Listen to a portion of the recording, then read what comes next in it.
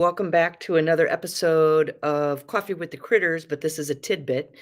So this is something new I'm starting, where we do Coffee with the Critters the first Sunday, a full episode of Coffee with the Critters. I don't know why my nose is starting to itch as soon as the live stream starts. We do a full episode of Coffee with the Critters on the first Sunday morning of the month. We start at 9:30, unless we have a guest.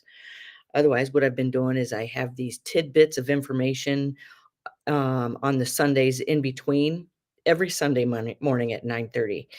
And if you're on our email newsletter list, you will get a notification the night before the live stream reminding you that I will be live streaming and the topic.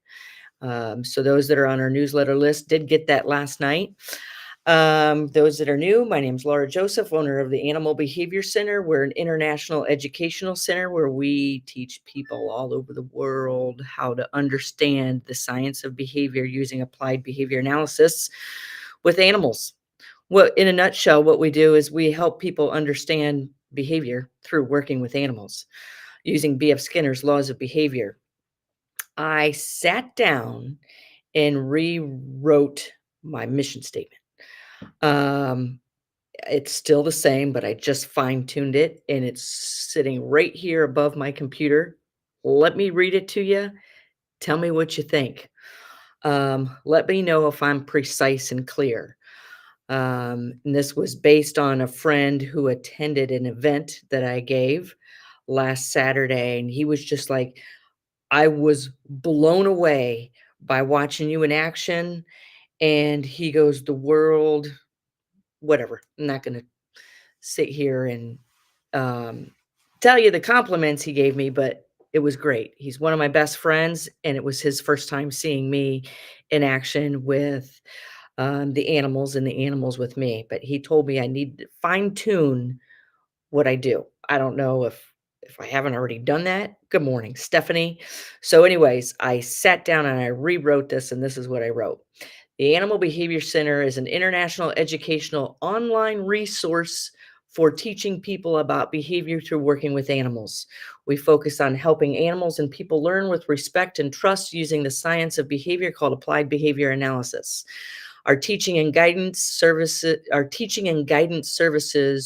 are both virtual and in person. We teach people how to empower and enrich animals' lives through modifying behavior, teaching new behaviors, and trust through understanding the science of behavior without the need for force or aversives.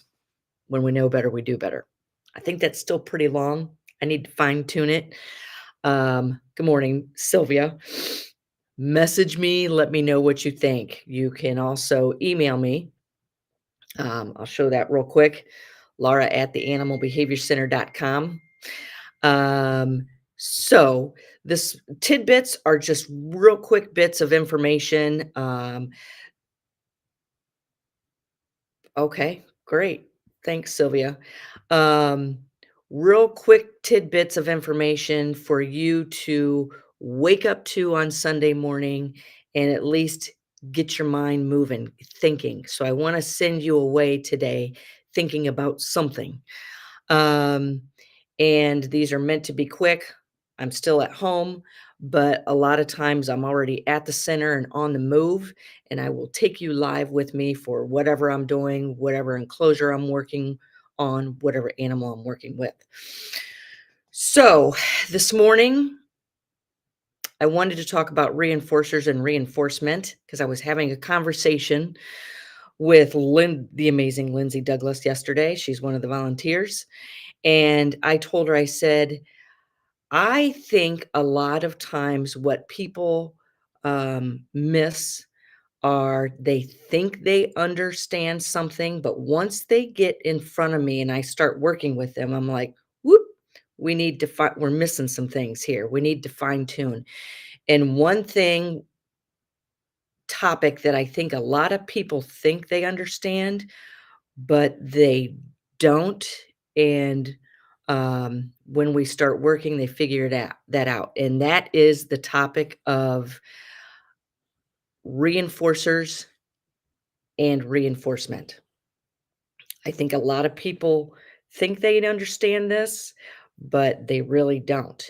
And this is a foundation that if you do not understand from the get-go in starting to work in training or changing behavior, you're missing.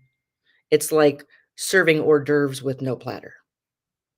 I don't know why I just came up with that.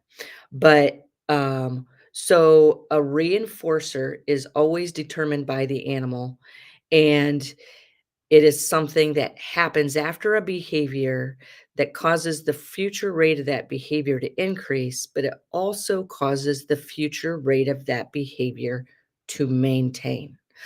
Um, and when people think of reinforcers, they think of positive reinforcement.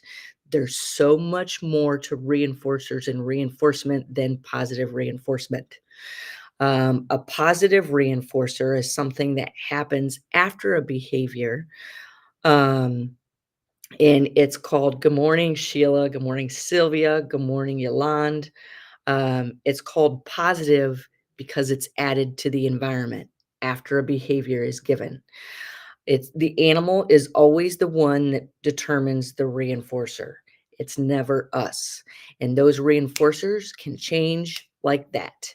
And that's why I tell people before you start teaching new behavior or changing behavior, make sure you have built a list of positive reinforcers of that animal, because once you get involved and something in the environment changes, likely that animal's reinforcer is going to change as well. And I just hate to see anybody be caught with their pants down because it's not a pretty sight. Um, but that's why I'm always building a list, and that list is constantly changing. There are things we can do to help positive reinforcers stay consistent, and that is um, working with the animal to keep their focus on you during distractions. Like I said, well, I don't know, I think it was in a podcast last week, or maybe it was with the latest episode of Coffee with Critters. I think it was last week, so I'm not sure. But so many people jump the gun and they clump behavior. Good morning, Emily. They clump behavior and get frustrated when their plans don't work. For example, having a problem working with walking a dog with a loose leash at the park. So many people will grab the leash and head to the park. That is not where you want to begin. If this animal has a history of reinforcement of pulling on the leash at the park, where I begin is in the house, no leash. Um, but back to reinforcers and reinforcement.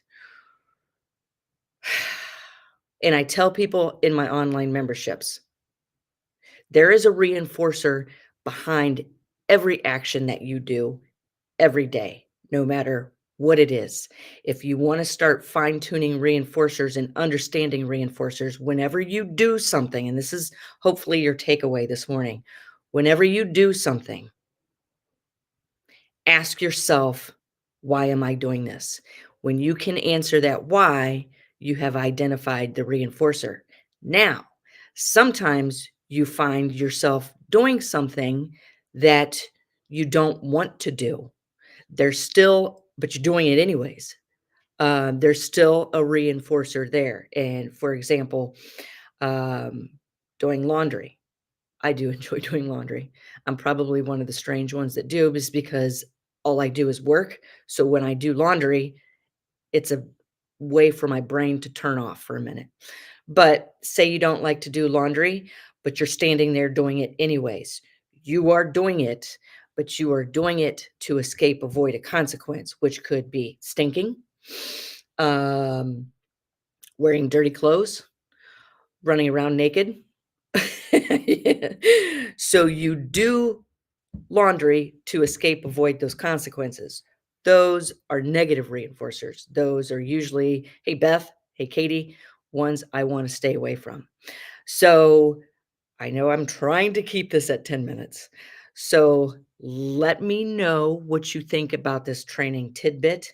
Stay tuned for what we're getting ready to do because we're getting ready to tackle help people understand reinforcers and reinforcement. And one more thing I want to say before I leave is reinforcers and positive reinforcers are so much more than food. If you are trying to um, get a behavior to maintain or increase, say you see a behavior that is would be comfortable for you to live with this particular animal, um, you better have more than just food on your list of positive reinforcers because I find that I'm using food as reinforcers usually around 50% or less. The rest of the time, it's other things. For example, I'm going over, but when I was working with the Timberwolves, I took in hot dogs. And I have this on a live stream. I took in hot dogs and was trying to get Jenks and Naomi to step up into their platforms. And I handed them both a piece of a hot dog before we got started, and they both spit it out. And I was like, well, damn, that's not going to work. And I never ask a behavior that I can't deliver a reinforcer for, because I know if I want that behavior again, I'm going to have to reinforce it. Or I may be able to ask it again a second time and the animal gives it to me, but if there's nothing in it for the animal, they're going to stop doing it. And when I want behaviors to stay strong, I deliver positive reinforcers for almost every behavior that I ask. I don't want to get into schedules of reinforcement, but so they both spit out the hot dogs. Then I was like, shit, what am I going to use now? And then boom, came to mind. Jenks was still standing there in front of me, but he wasn't stepping up onto the platform, and I wasn't going to ask him to step onto the platform until I identified a reinforcer that I could deliver for him giving me the behavior. So I gave him a belly rub, and he stepped on the platform, and I gave him a longer belly rub. And then back 2 feet were on the platform, and he was staying there, and I trained him to put all 4 feet onto the platform and to station there, all for tactile interaction, which means touch. Um, and then you can get into, didn't AC/DC write a song, Touch Too Much? Then you get into how much of this reinforcer do I deliver for certain behaviors. That's when we get into the four main factors of reinforcer effectiveness, which is another topic. So stay tuned. If you want to be notified of every time I go live, make sure you message me or email me your email address, and I will add you to the email newsletter, which you will get the night before I go live. With that being said, happy holidays, everybody. I will see you next Sunday. If you have a topic you want me to address, hey, Jeannie, hey, April, let me know and I will make it happen. All right. Take care, everybody.